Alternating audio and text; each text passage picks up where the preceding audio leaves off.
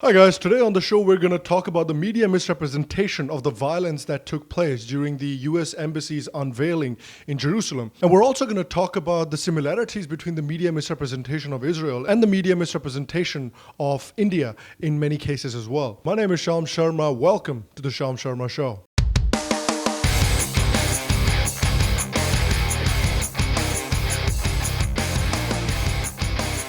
Hello, and welcome. Welcome to another edition of the Sharma Show. Thank you very much for joining me today. Thank you very much for watching. I appreciate you. Okay, so in general, we are pretty well aware of the media bias that exists towards India.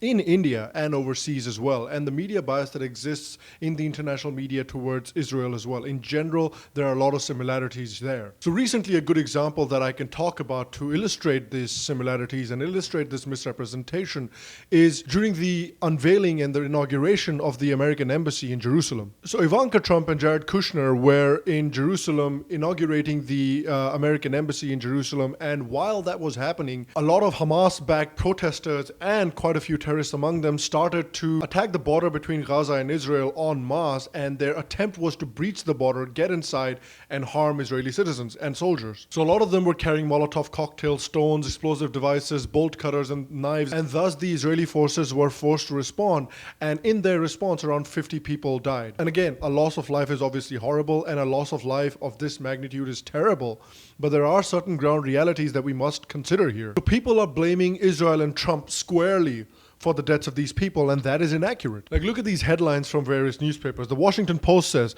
Israelis killed dozens of Palestinians in Gaza protesting US embassy move to Jerusalem. The New York Times says, Israeli troops killed dozens of Palestinian protesters. And there's many like that, and the very worst one comes from the New York Daily News, which essentially has a picture of Ivanka Trump pointing towards something. Well, she's obviously pointing towards the newly inaugurated American embassy, but what the Daily News has done is they've posted a picture of a protester being carried away, and the headline there is Daddy's Little Ghoul. 55 slaughtered in Gaza, but Ivanka all smiles at Jerusalem embassy unveil. Just classy, isn't it? They try to paint this picture that these protesters were just sitting on the other side of the Gaza fence, just quietly meditating and having a hunger strike, and the Israeli army showed up with guns and just started gunning people down. That is not what happened. In the same Washington Post article, they talked to some of the protesters that were participating in this protest, and this is what some of the protesters had to say. 23-year-old Muhammad Mansoura says that we are excited to storm and get inside, whatever is possible, to kill, throw stones. The same article mentions that two other young men carried large knives and said they wanted to kill Jews on the other side of the fence. And look at this picture over here as well. They have bolt cutters and wire cutters in their hands. And the reason that they have that is because they're not interested in simply protesting. What they are looking to do here is they are looking, like I said before, to breach the fence and to kill Israelis, to kill Israeli soldiers, and to abduct Israeli soldiers if possible as well. In fact, Yahya Sinwar, who was the leader of the Hamas in Gaza, he suggested last week that more than 100,000 people could storm the fence on Tuesday. Some 35,000 Palestinians were reported by the IDF to be taking part in these protests, and they were throwing stones, explosive devices, and Molotov cocktails at the Israeli soldiers as well. You're not simply protesting if you're throwing stones, explosive devices, and Molotov cocktails at people. All three of these things can kill people. And people have been saying that moving the embassy from Tel Aviv to Jerusalem is a horrible step because this is going to lead to violence. When the embassy was in Tel Aviv, was there no violence? Was this like Woodstock, everybody smoking weed and having a good time? No! Hamas is not just looking for peace. Hamas is looking for the destruction of Jews. And all this stone pelting and Molotov cocktail throwing under the guise of protest, does this remind you of something? It smells familiar. Oh yeah.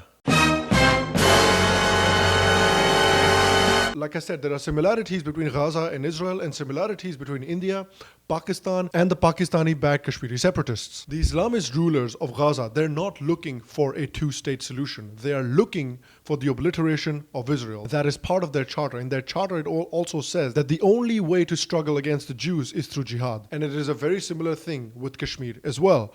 The Pakistani army, the terrorist organizations that are backed by the Pakistani army, and the separatists in Kashmir that support these terrorist organizations.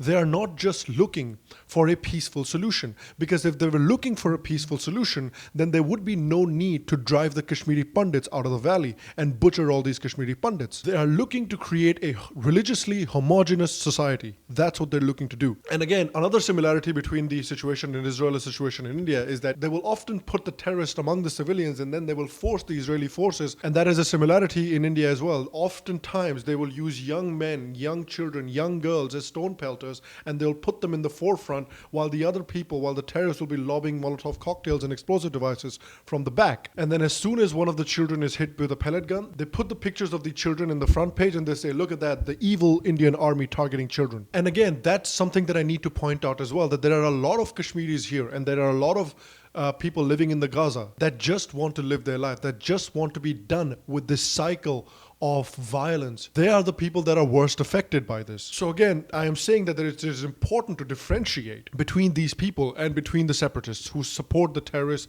and who support the Pakistani army. Again, like I mentioned before, another similarity that it is not really about freedom with a lot of these people.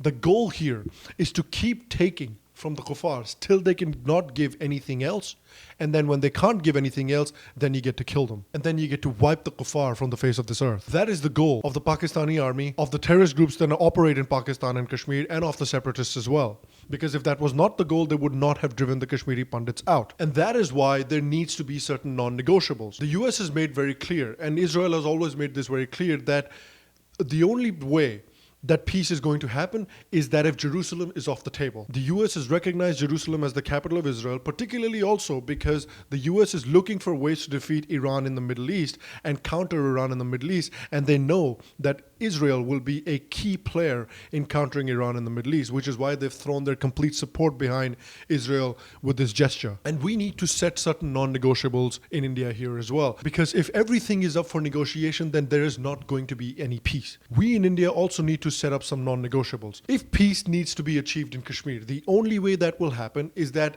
separating Kashmir from India is completely off the table. Kashmir has been part of India for thousands of years and will continue to be part of India for thousands of years. There also needs to be resettlement of the Kashmiri Hindus that were driven out of Kashmir. That also needs to be a non-negotiable, and that also needs to be on the table. What they are trying to do is keep their people poor, keep the people uneducated, and keep the people angry. Because if you let the people be educated, if you let the people have nice jobs, if you let the people be prosperous, then a lot of the talk of Azadi and a lot of the talk of murdering the kuffar might just go away. So they're afraid of that. So they want to make sure that they hold on to power, and that is why they make sure to keep blaming the evil Hindus and the evil Jews. So like I said again, the media portrayal and the media lies are very similar. And that is why we need to start setting some non-negotiables on the table. So let me know what you guys think of the media portrayal. Do you think the media is justified? Do you think the media is wrong in this? Please let me know in the comment section below, because I'd love to hear your opinions. Again, guys, thank you very much for watching today's episode. If you enjoyed today's episode, please make sure to leave a like on this episode. Please make sure to leave a thumbs up. It helps me out. It helps the channel out. If you enjoy what we do here on the Sham Sharma Show, please make sure to subscribe to the channel down below and press that bell notification as well, because that's the only way sometimes that YouTube lets people know that a new video of mine has dropped. Again, thanks very much for watching. I will see you next week. I hope you have a fantastic weekend. Until then, stay happy, stay healthy, and I'll see you soon.